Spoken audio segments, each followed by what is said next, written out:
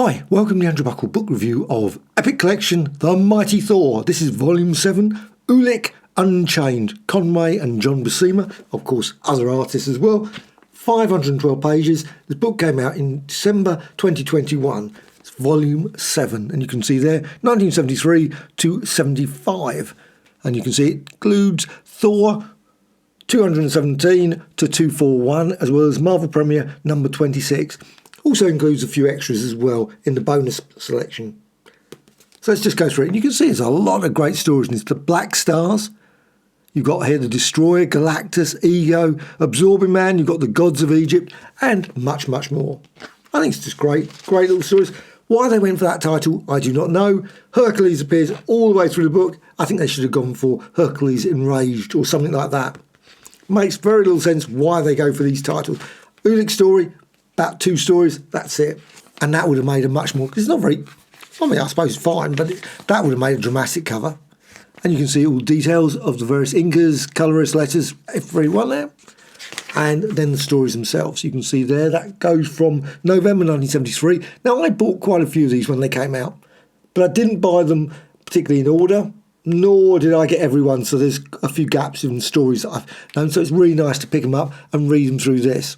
So you can see all there. You've got giant-sized Thor, now issue 1, as well as Marvel Premiere 26, as well as, of course, some other Marvel Treasury edition as well, which are not included in the back. You've got, of course, Odin against Thor. I think they must have done that story about 6,000 times. I think they're still continuing with Odin versus Thor.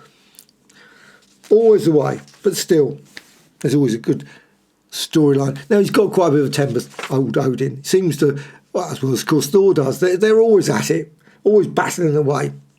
And, well, on to the next story, because the next story is you've got Igron the Invincible, and then on to, so the colonizers have come back. All obviously got head true Lord of Asgard. They always remember eventually. Of course, Loki, of course, always wants to become the true Lord of Asgard. Thor fights alone, except he's, of course, got lots of people with him. Lots of characters there. 5 planets of death. Unusual. But it's anyway, you've got the Black Stars. And it's a good little yarn. And also we learn a lot. There's this storyline as well. It's going through all the story. But you've got Rigel. And you've got the colonizers and the Black Star.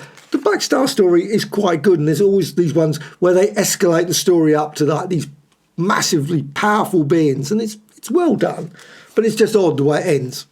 But still, it's good. For no one escapes the Black Stars. Brilliant artwork all the way through. The restoration, the artwork is absolutely superb. And of course, you've got the power of the Protector. One of these sort of invincible ones that can never be beaten, except mysteriously by Thor. Yet again, they seem to be okay for a bit, then they fall apart. Obviously, they hit the on-off switch, and that's it. A galaxy consumed. But still, a god of thunder must die. I mean, that's one criticism I always have with these ones, and I don't know why they don't. They don't include the artist who does the covers. They never seem to mention it. I think that, well, to me, that's a Gil Kane cover. I might be wrong. I'm useless when it comes to saying the artist, but they never seem to actually include that detail. You'd think at the front it would say, you know, with each of these ones, you know, who did the cover. But it doesn't. I don't even think it does. Yes, Gil Kane, you've got here the back cover, but it doesn't mention the cover artists. And sometimes it's obviously different artists. It wasn't always Gil Kane. Loved his work. So you've got here more creatures that are completely unstoppable until, of course, Thor battles them, and they are stoppable. But it's a good yarn. But it leads on to this one, which I think would have been the best cover for the book, personally, since Hercules turns up quite a few times. So that has. And I remember picking this up in the shop, and I loved this story. Of course, And So Must Die. They had that story a few times. Obviously, the Journey into Mystery annual, the number 1. That was, of course, the first time we see Hercules battling away against Thor. And it was good. Good yarn, of course, Pluto, all those sort of characters. Sorry, spoiler there. But what can you do when you're going through a little... You can see there. Pluto, and of course Hercules. And of course various other demons and other characters there as well. And Krista. And of course there's the usual people behind the scenes doing things. And Hercules against the war god. Aries seems to have he's always said, oh, I'm completely reformed, I'm complete. Of course not. And of course you've got Bastion. Yes, another great Bastion. Now that would have been a pretty good front cover as well for this. Again, I'm not certain why they went for that. I love that bit there. A bit of arm wrestling. Will shall surrender. Maybe they should, of course, use a slightly better table. Would be a good idea. I remember reading that at the time thinking, why didn't they go? Of course, at school we used to do a lot of arm wrestling. That was always the thing. Arm wrestling all the time. There was always certain people that would win all the time. So it wasn't me. Just really brilliant artwork all the way through this. I love this story as well. And of course, you've got God battles God yet again. Yes, another god. Obviously, in this case, it's Pluto. Fire sword versus hammer. Well, you know who's going to win. Slightly annoyed with the ending of this. You've got, obviously, brilliant artwork, John Buscema. But Pluto, really? How he ends? It's just ridiculous. Why? So he's a super powerful god. And then, no. Made no sense whatsoever, that bit of the ending. But still, this is quite a nice storyline that no one can stop Destroyer. And also, of course, got Jane Foster. So you've got Jane Foster as well, and of course, Blake. Now, it's slightly confusing here, where one bit he seems to not know that Blake is Thor, and then a little bit later he seems to. I don't know, maybe I just got confused when I was reading that, thinking, he must know he's Thor. The way he's talking, it seems to suggest he isn't. He doesn't know that. But anyway. But of course, you got the good old Destroyer there. Great little... yes, another one that always comes back, and of course he suddenly gets transferred. How many times that happens? But every time, the Destroyer is one of these unstoppable creatures. Yes, again, is quite easily stopped by Thor, of course. But it's a nice twist in the story later on there. But it's great artwork all the way through. And of course, there he is, battling away, strike, and again, sorry, spoiler there. But what we have got in the next story, which is really good, is we got this character turns up, Firelord. And, well, what have we got? Galactus. Looking a bit slightly forlorn there. Poor Galactus, I need your help. I need your help. Need to go shopping or something. Oh, and without it, I fall, and the earth will with me as well. I'm not certain why, but still. That's what, obviously, Galactus says. And, of course, they go off against good old Ego. And there's a nice, great bit at the end on that bit as well. That's just really odd, but still quite effective. And you learn quite a bit about Galactus. He does seem to apparently have lots of different ships and bases and things all over the place, which I didn't realise. Sort of wanders around. Oh, I've got a place here. I always wonder, does he actually just stay in the galaxy, or does he go across all the galaxies? Always quite often in Marvel Comics, they do seem to get to the point where they sort of confuse the issue there, whether it's like the universe is affected or whether it's just the particular galaxy. But still, 1 minute he can destroy a galaxy, then he can't. Then he can just about do it for worlds. It's all a bit confusing at times. But you've got a war with Ego, the living world. Side by side with Hercules in search of Ego. And again, for sort of all-wise, he's always all-wise. Why is it he always comes to the wrong conclusion? You know, he's watching these things. He's apparently got sort of like this ability to watch everything. But he always oh, my son has betrayed me, blah, blah, blah. Truth, there is a mystery, etc., etc. Why has he joined forces with Galactus? Well, maybe occasionally give us sort of like Thor a bit of a, you know, he's making a decision, obviously for a good reason. But no, not Odin. He sort of thinks immediately the worst. He's siding with Galactus. So that's that storyline. That's just, but it's really quite good when they actually go to the planet, the Ego and planet. Flee, save yourself, our son. Oh, that's the birth and death. That's quite a little nice twist as well. It's really nice to find the origins of Ego. So and the way they did it was quite nicely with sort of transfer. It was, yeah, very nice storyline that. However, on to the next one. Let's go to the next story. This one, where darkness dwells, dwell I. Oh, and there's obviously the cover. Again, it's odd when they called it Ulik Unchained there. But you've got the storyline. Hercules obviously slightly seen better days. So he comes in there. And, well, got some really odd characters here. You've got Fear. You've got this sort of weird sort of storyline when they're going around. That's decent. And then you've got more stories with Jane Foster, which is really nice. Because Jane Foster, I think, sort of disappeared a lot from the storyline.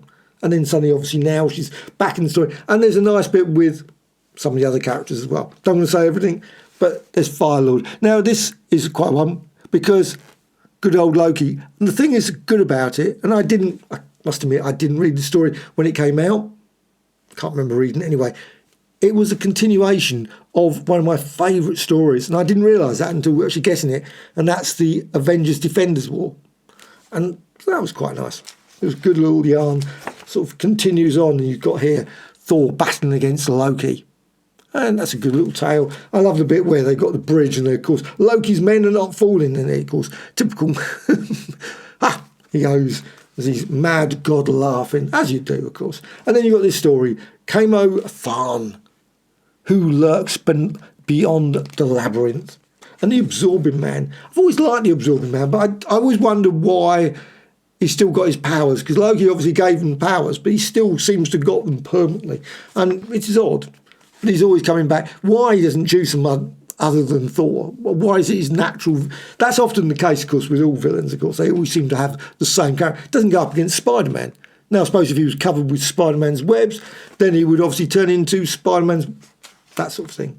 Or facing Daredevil or something. No, I must admit, I don't... Daredevil would probably not like having that bashed. It's a good yarn, though, that one. I've always enjoyed every Absorbed Man story, even though he often, when he gets defeated, it's always the silliest of endings. It's a bit...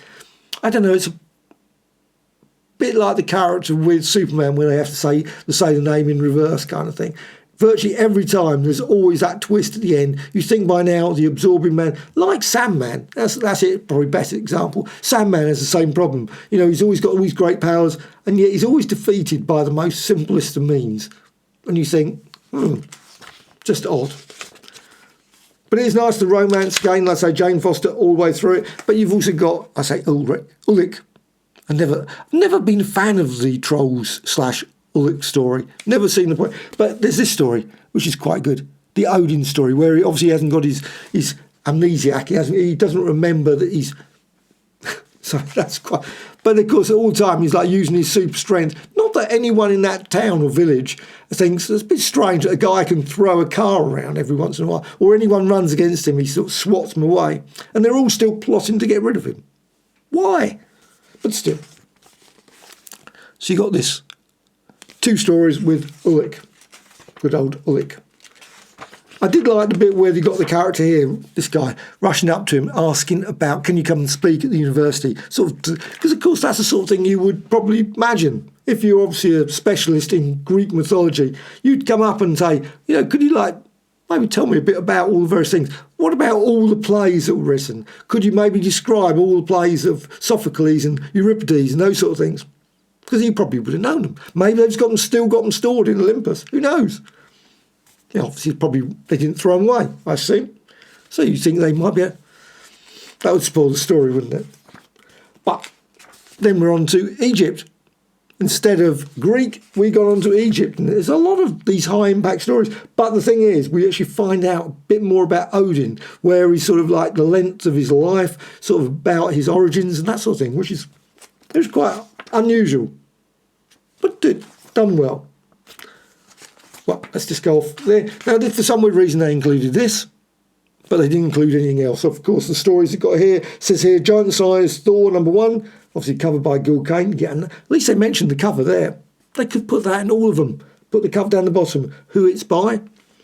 Reprinting Thor Annual #2, Journey into Mystery Annual 1, and material from Journey into Mystery 105. Don't ask me the stories about those ones. And this one, you got the Marvel premiere Hercules.